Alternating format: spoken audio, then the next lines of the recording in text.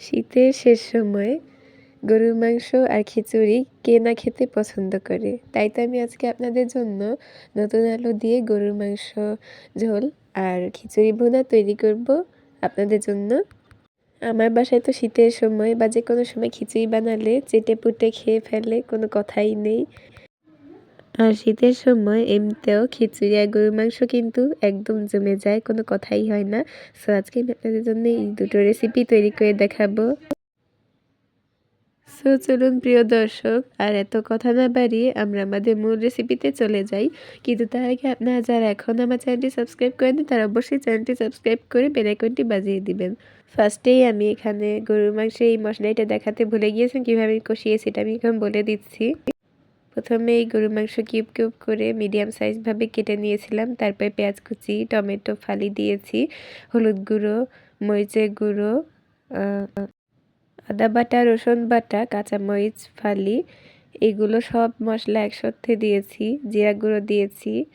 এগুলো সব কিছু একসাথে দিয়ে ভালোভাবে কষিয়ে নিয়ে ঢাকনা দিয়ে ঢেকে রেখে এই ফাঁকে আমি এখানে খিচুড়ি প্রসেসিংটা করে নিচ্ছি। এর জন্য আমি এখানে আজকে প্রেশার কুকারে তৈরি করে দেখাবো কীভাবে ভুনা খিচুড়ি তৈরি করতে হয়। এর জন্য আমি এখানে তেল, পেঁয়াজ কুচি, কাঁচামরিচ ফালি আর টমেটো কিউব করে কেটে নিয়েছি।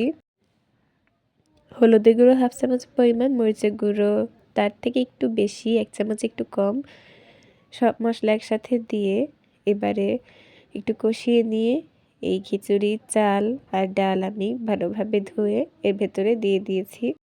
এর সাথে কিন্তু আমি রসুন বাটা আর আদা বাটা 1 চামচ পরিমাণ দিয়েছিলাম। আর এর সাথে দিয়ে দিচ্ছি 1 টুকরো দারচিনি। সব দিয়ে আমি একসাথে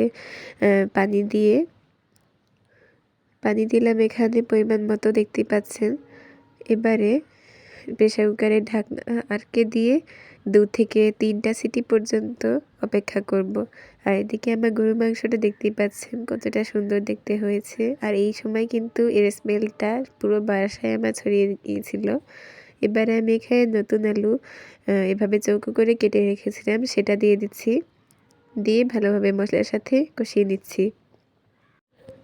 আর আপনাদেরকে একটা কথা বলে রাখছি, আসলে এই শীতের শেষ মুহূর্তে জ্বর, সর্দি, কাশি সবারই কিন্তু হয়, আমারও কিন্তু জ্বর হয়েছে।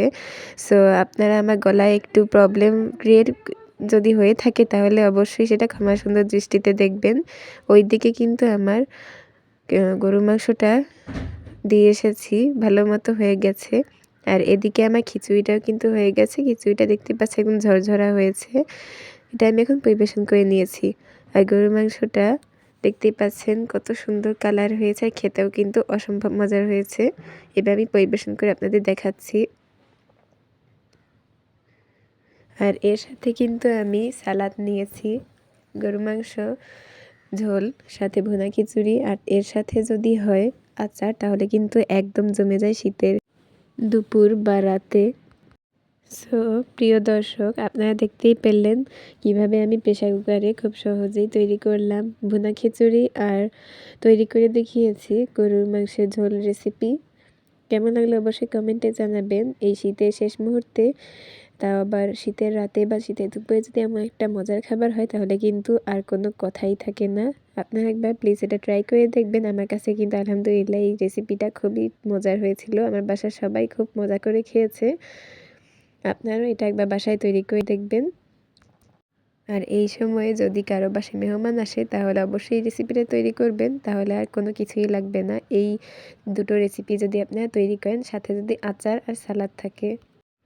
আর বেশি বেশি আমার এই ভিডিওটা শেয়ার করে দিবেন যেন অন্যান্য ফ্রেন্ডস, বন্ধুবান্ধবরা আমার এই রেসিপিটা দেখে উপকৃত হতে পারে। আর আমার চ্যানেলে সবগুলো রেসিপি আপনাদের কাছে ভালো লাগলে অবশ্যই সাবস্ক্রাইব করে দিবেন এবং বেল আইকনটি বাজিয়ে দিবেন। সো আজকের মতো এখানেই বিদায় নিচ্ছি। আল্লাহ হাফেজ।